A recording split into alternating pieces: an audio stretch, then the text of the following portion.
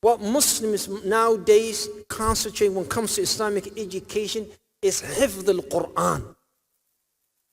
That is not enough. If you want to give your child education, you should give him the understanding of education. When the Messenger of Allah was talking about Qur'an and talking about Hamalat al-Qur'an, the Messenger of Allah, he did not say the best of you are those, the hadith that I'm going to mention, it says, it does not say the best of you are those who memorize, but it says the best of you are those who learn. خيركم من تعلم القرآن وعلمه. Never said خيركم in that hadith, did not say خيركم من حفظ القرآن. Because al-ilm is more important than memorization.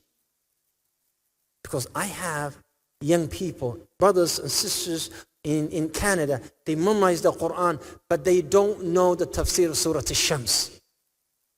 They don't know the tafsir of Surah Al-Shams. So you have 30 juz.